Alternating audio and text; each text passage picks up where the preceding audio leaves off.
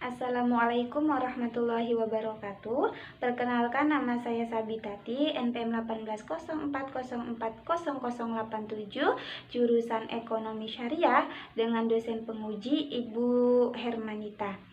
Di sini saya akan mempresentasikan materi-materi yang diujikan dalam ujian komprehensif.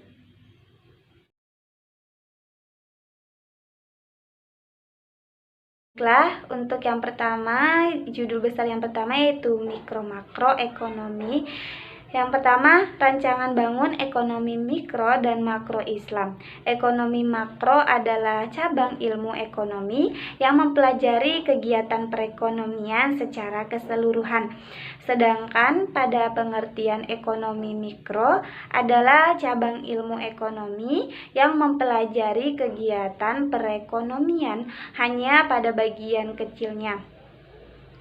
Ekonomi makro dan ekonomi mikro merupakan bagian dari ekonomi teori yang bertugas dalam menjelaskan peristiwa-peristiwa ekonomi dan selanjutnya merumuskan hubungan dalam hukum ekonomi. Yang kedua, ada struktur pasar dan persaingan harga.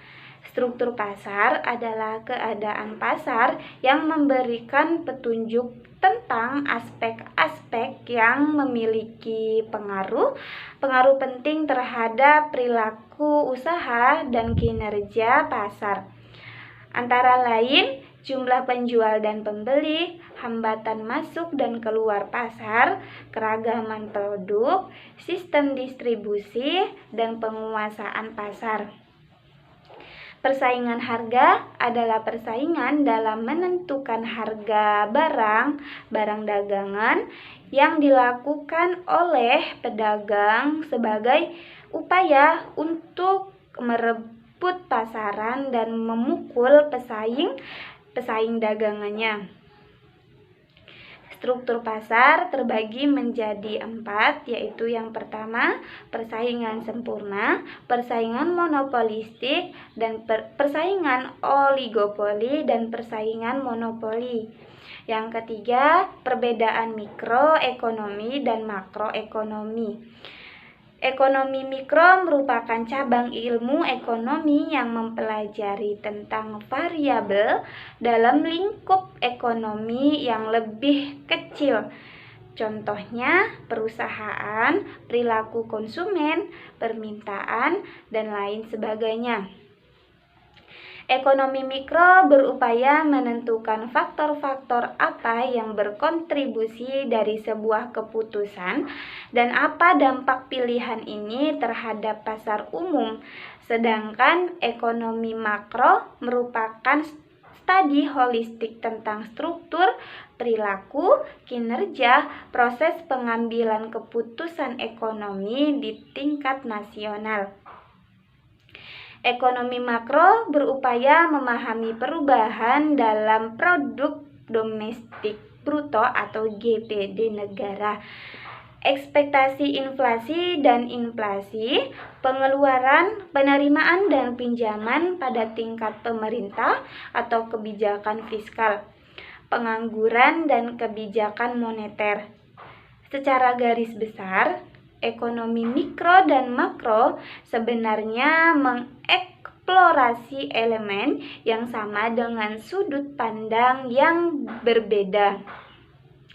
Perbedaan utamanya ialah ekonomi makro berupaya menemukan perspektif umum di tingkat nasional, sementara ekonomi mikro berfokus kepada perspektif individu di tingkat konsumen.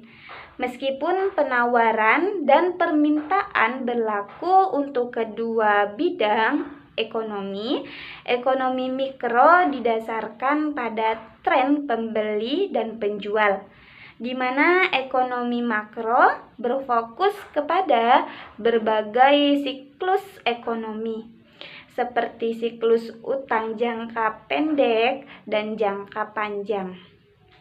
dan siklus bisnis. Yang keempat, ada pengertian dan sejarah uang. Dalam ekonomi Islam, secara etimologi, uang berasal dari kata al-naqdu nuqud. Dan pengertiannya ada beberapa makna, yaitu al-naqdu yang berarti yang baik dan dari dirham, menggenggam dirham, dan al-naqdu juga berarti tunai.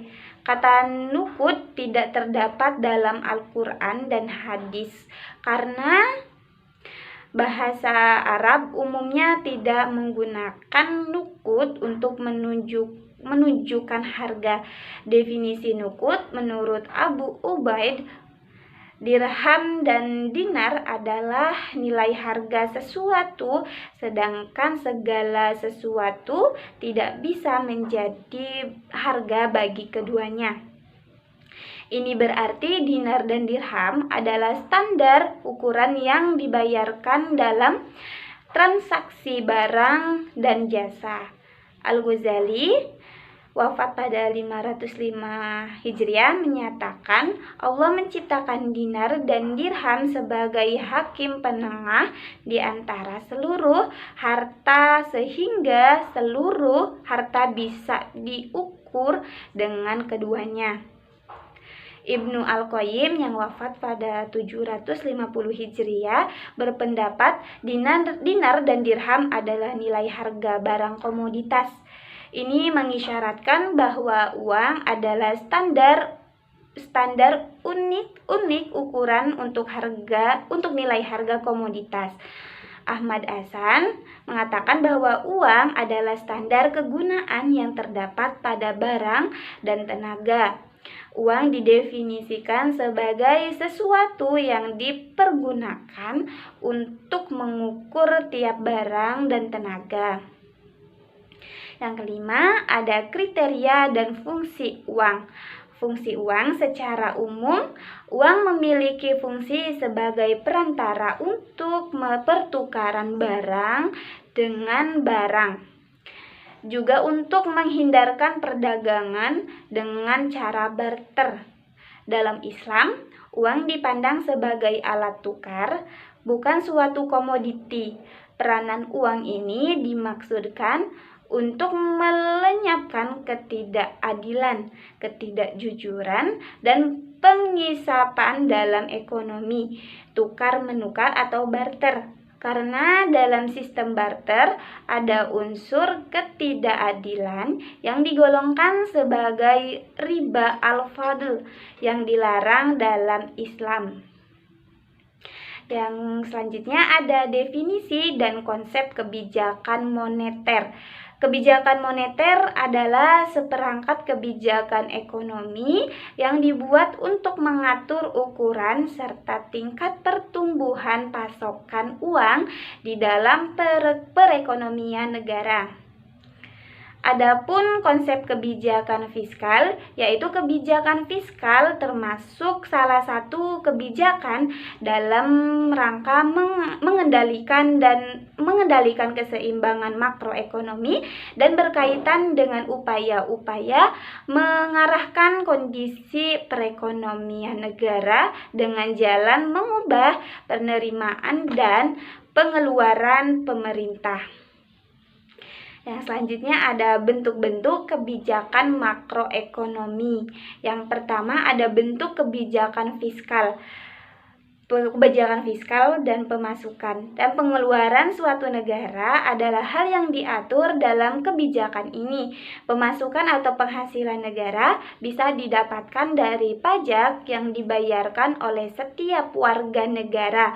Selain itu, pundi pendapatan negara lainnya adalah berasal dari non-pajak seperti lelang, denda, pemberian negara lain, dan gratifikasi. Untuk bentuk yang kedua yaitu kebijakan moneter. Kebijakan ini menjadi pembeda antara ekonomi makro dan mikro. Kebijakan moneter berfungsi untuk mengukur seberapa banyak dana yang telah dikeluarkan oleh bank sentral pada suatu negara. Bentuk yang ketiga yaitu kebijakan segi penawaran. Fungsi dari kebijakan ini adalah untuk menyeimbangkan neraca keuangan di suatu perusahaan atau negara. Adalah wajar jika saat ini rata-rata perusahaan membutuhkan ahli dalam ekonomi.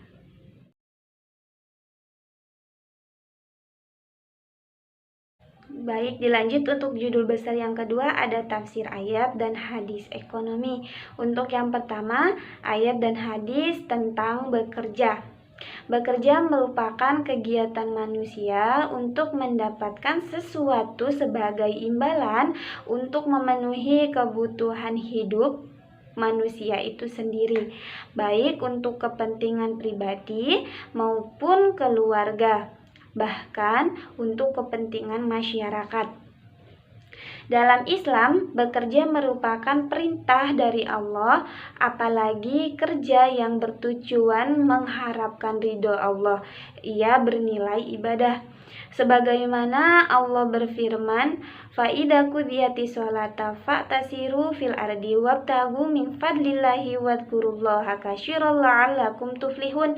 Yang artinya, apabila sholat telah dilaksanakan, maka bertebaranlah kamu di bumi, carilah karunia Allah dan ingatlah Allah banyak-banyak agar kamu beruntung. Quran Surat Al-Jumu'ah ayat 10. Dalam mendapatkan rizki dari Allah, seseorang harus berusaha dan bekerja serta menumbuhkan semangat atau etos kerja itu.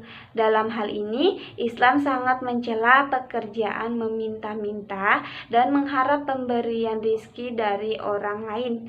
Hal ini sesuai dengan sabda Rasulullah Shallallahu Alaihi Wasallam. An Abi Hurairah radhiyallahu an, qala Rasulullah Shallallahu Alaihi Wasallam, la yahtatiba ahadukum hurmatan ala dohri khairul lahu min ayas ala ahadan fayu'tiyahu aw yamna'ahu. Yang artinya dari Abu Hurairah radhiyallahu an, Rasulullah Shallallahu Alaihi Wasallam bersabda, andainya seseorang mencari kayu bakar dan dipikul di atas punggungnya, hal itu lebih baik daripada kalau ia meminta-minta pada seseorang yang kadang-kadang diberi dan kadang-kadang pula ditolak. Hadis riwayat Bukhari. Hadis di atas menanggapi bahwa tidak ada alasan bagi seseorang muslim untuk hidup menganggur, karena sikap hidup yang tidak memberikan makna apalagi menjadi beban dan peminta-minta pada hakikatnya merupakan kehinaan yang durjana. Yang kedua ada ayat dan hadis tentang sewa atau ijaroh dan rahan atau gadai. Yang pertama tentang ijaroh atau sewa. Fa'in ardo'na lakum fata'tuhuna ujurahunna wa tamiru bainakum bima'rufin wa in ta'asyartum fayastardi'u lahu ukhra. Yang artinya, kemudian jika mereka menyusukan anak-anakmu untukmu, maka berikanlah kepada mereka upahnya dan musyawarahkanlah di antara kamu segala sesuatu dengan baik. Dan jika kamu menemui kesulitan, maka perempuan lain boleh menyusukan anak itu untuknya. Quran Surat At-Tolak ayat 65. Anahu sallallahu alaihi wasallam qala utul ajiro ajartahu qabla ayaji fa'arakohu. Yang artinya sesungguhnya Rasulullah sallallahu alaihi wasallam bersabda, berikanlah upahnya buruh sebelum kering keringatnya. Hadis riwayat Ibnu Majah dan Al-Baihaqi. Yang kedua ada rahan atau gadai. Wa in kuntum ala safari walam tajidu katiban farihanan makbudoh. Yang artinya jika kamu dalam perjalanan dan bermuamalah tidak secara tunai, sedang kamu tidak memperoleh seorang penulis, maka hendaklah ada barang tanggungan yang dipegang oleh yang berpiutang. Surat Al-Baqarah ayat 283. Anan Nabiya sallallahu alaihi wasallam astaro ta'amami Yahudiyan ila ajali warohanahu dir'an min hadidin. Sesungguhnya Nabi sallallahu alaihi wasallam membeli dari seorang Yahudi bahan makanan dengan cara hutang dan menggadaikan baju besinya. Hadis riwayat Al-Bukhari nomor 2513 dan Muslim nomor 1603.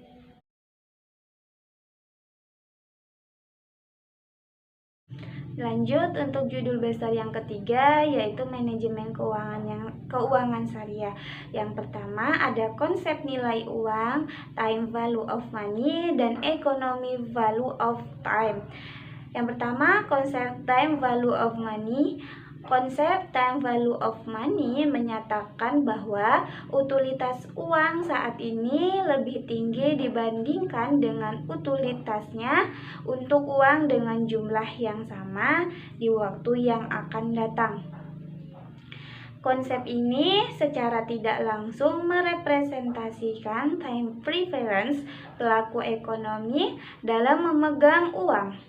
Berdasarkan konsep ini, seorang pelaku ekonomi sudah diasumsikan akan lebih cenderung memegang uang saat ini daripada di masa yang akan datang. Karena manusia hanya digerakkan oleh dirinya sendiri. Konsep time value of money secara sederhana menjelaskan bahwa jika nilai guna uang pinjaman bagi yang dipinjamkan kepada peminjam adalah sama dengan nilai uang pada masa yang akan datang, maka pemberi pinjaman akan menambahkan bunga, sehingga nilai uang di masa yang akan datang adalah sama dengan nilai uang pada saat ini. Yang kedua, konsep economy value of time. Economy value of time adalah konsep yang menyatakan waktu atau khususnya yang produktif akan menghasilkan dan menambah nilai ekonomi. Dengan konsep ini, maka jika kita ingin menghasilkan dan menambah nilai ekonomi, maka kita harus memanfaatkan waktu sebaik dan seproduktif mungkin. Yang kedua ada hubungan rasio. Hubungan dengan kinerja keuangan bank atau likuiditas, solvabilitas, rentabilitas, dan aktivitas. Menurut Fahmi, menyatakan rasio keuangan dan kinerja perusahaan mempunyai hubungan yang erat. Rasio keuangan sangat banyak jumlahnya dan setiap rasio itu mempunyai kegunaannya masing-masing. Bagi investor, ia akan melihat rasio dengan penggunaan yang paling sesuai dengan analisis yang akan ia lakukan. Jika rasio tersebut tidak mempresentasikan tujuan dari analisis yang akan ia lakukan, maka rasio tersebut tidak akan dipergunakan. Karena dalam konsep keuangan dengan namanya fleksibilitas, artinya rumus atau berbagai bentuk formula yang dipergunakan haruslah disesuaikan dengan kasus yang diteliti. Yang ketiga ada return, resiko, dan portofolio investasi. Yang pertama, return menurut Halim 2005, return atau pengembalian merupakan imbalan yang diperoleh dari investasi. Oleh karena itu, dapat disimpulkan bahwa return adalah suatu pengembalian hasil yang diperoleh investor pada target waktu nanti di proses kegiatan menginvestasikan sebagian dananya pada saat ini. Yang kedua, resiko. Menurut Ismail 2014 menjelaskan bahwa resiko adalah Perbedaan antara pengembalian yang diharapkan dan hasil aktual secara spesifik mengacu pada kemungkinan realisasi return aktual lebih rendah dari return minimum yang diharapkan. Return minimum yang diharapkan seringkali juga disebut sebagai return yang disyaratkan atau required rate of return. Yang ketiga ada portofolio investasi. Portofolio investasi adalah sekumpulan investasi yang dimiliki oleh suatu institusi ataupun perorangan. Bentuknya bisa bermacam-macam, seperti obligasi, reksadana, properti, saham, dan instrumen investasi lainnya. Bagi orang-orang yang melakukan investasi saham, ada pula istilah portofolio saham, yaitu kumpulan aset investasi yang berbentuk saham. Baiklah, itu saja yang bisa sampaikan dari materi-materi yang diujikan. Bila ada kesalahan, saya mohon maaf. Saya akhiri. Wassalamualaikum warahmatullahi wabarakatuh.